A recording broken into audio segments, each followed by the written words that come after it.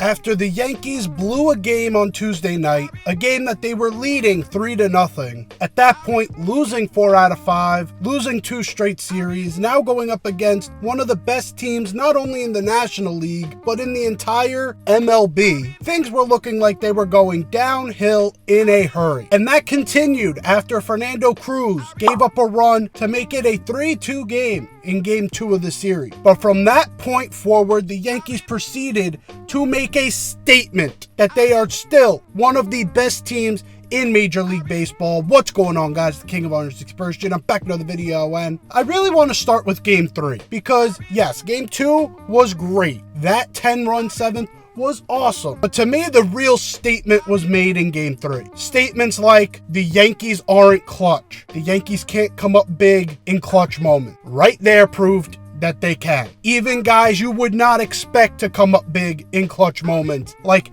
Devin Williams, like the rookie, former Uber driver, JC Escara. These are guys you're not expecting in 2025 to step up when it mattered most. Let's start with Devin Williams. You know what I saw out of Devin Williams was execution. Yes, his fastball was a little wild, and I'll give you that. So that form of the execution wasn't always there. Wherever he wanted to put that changeup, he put that changeup. To me, this was a huge moment for Devin Williams because there's a saying when a basketball player, for example, there's times when an elite three-point shooter all of a sudden goes 0 for 15 from 3. You know what the announcer always says? He just needs to see one go in. Right there, at that moment, Devin Williams just saw one go in. When he needed to make the big pitch, he made it every single time. And the at-bat that really showed me that the old Devin Williams is still in there was the Manny Machado at-bat. That first pitch fastball, if that fastball is 93, where it has been all year, Manny Machado is putting that in the second deck. But he dialed it up. He put it up to 95. And that's where Manny Machado had to respect the changeup and then said, oh shit, that's kind of coming in on me quickly. That was the at-bat. Because after that, now Devin Williams had him on a string. And he was able to throw him the changeups. Yes, Manny was able to spit on a couple of them. But ultimately, Devin Williams was able to get the job done. And it was all because he executed that fastball to perfection. And then that last at-bat with Xander Bogaerts, that was a thing of beauty. That last changeup is the exact moment I said the old Devin Williams has arrived. Am I saying all of a sudden every single problem he's had this year is officially gone? No, there's a chance he still has a few issues here. Again, the fastball was still staying at close to 93 for a lot of the outing. If he can get that back up to 95, that fixes a lot of problems here. But outside of that, this is just one outing. So you can't automatically assume that Devin Williams is just back now. But from what I saw in this game is the old Devin Williams is still inside. The old Devin Williams is still in there. And hopefully the Yankees are just getting it out of him. Because after the Game 1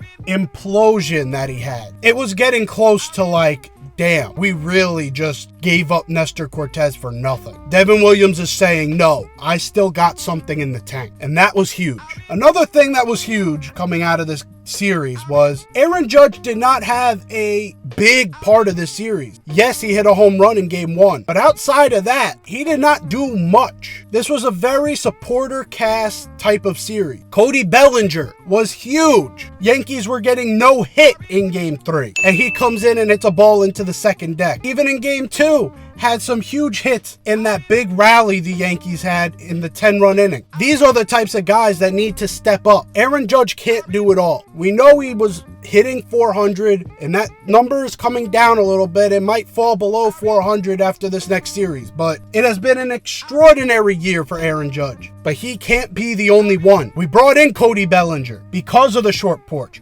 because we thought he could be a key contributor to this lineup. And so far, it's been a little shaky. If that Cody Bellinger can come back time and time again, that's where this team becomes dangerous. You see guys like Jason Dominguez coming in huge in some big moments. And I'm going to make a video about Jason Dominguez in a few days, so I don't want to harp too much on him, but he had some big moments in this series. Trent Grisham is turning into Barry fucking Bonds. There's only 3 players with 10 home runs, over 300 batting average, and 1,000 OPS this year in Major League Baseball. Shohei Ohtani Aaron Judge and Trent Grisham. The obvious candidates, right? You know, everyone expected Trent Grisham to have a 300 batting average, a 1,000 OPS, and 10 home runs a month into the season. To me, this is the biggest surprise I have seen since Matt Carpenter. And this is bordering on being better, because with Matt Carpenter, we didn't have a year before where he looked like absolute dog shit, then came back. That was the 1 year he came in, hung out in the minor leagues for a little bit,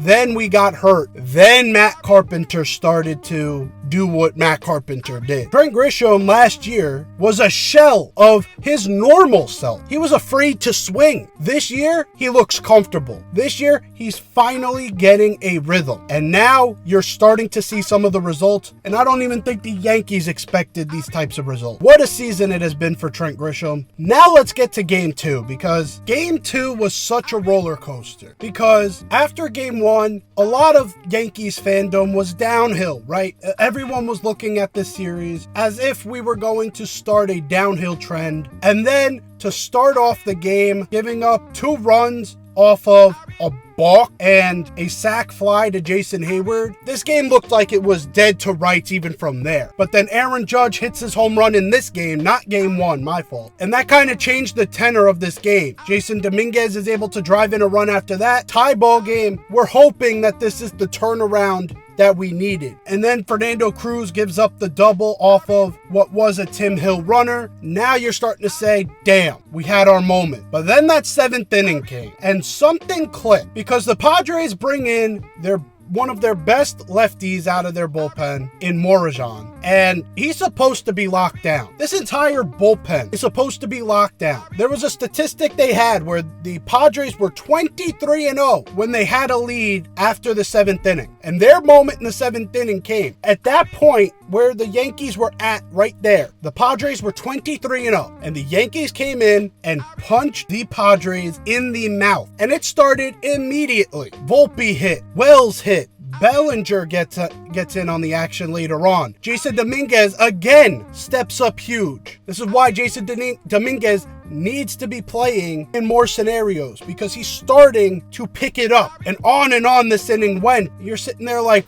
when is this going to end? And then Austin Wells picks up his 5th RBI on a grand slam to finish off that inning. That was one of the best innings I have seen as a Yankees fan offensively. And it was the best inning in over 10 years that the Yankees have had. To me, that looked like a turning point where, okay, the Yankees said enough with us being a punching bag. We're still one of the best teams in the AL. Let's fucking act like it. That was them acting like one of the best teams in the AL. And then to come in game 3 and just grind that game out. Game 1 was basically the embodiment of this whole series, just being a roller coaster. Carlos Rodon is someone I feel so bad for in this series, because that performance he gave out, he deserved a decision. He deserved to get a win. And the Yankees fucked that up. Devin Williams fucked that up. Luke Weaver had one of his worst outings. That game deserved to be a Carlos Rodon decision. He kept us in that game the entire time, throwing a 1-hitter. But you know what this series proved to me, at least for him, for Carlos Rodon, is that, you know, my last video I brought up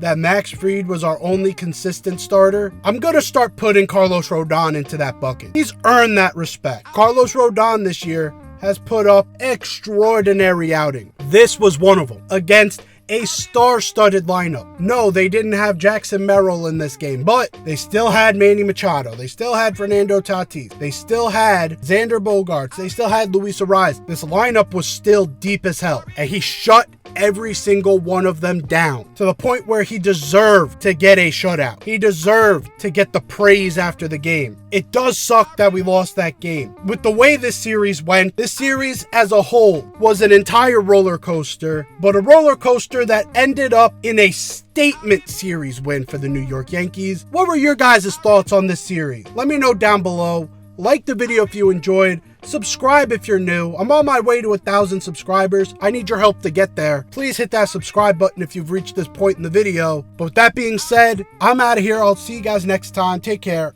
and peace.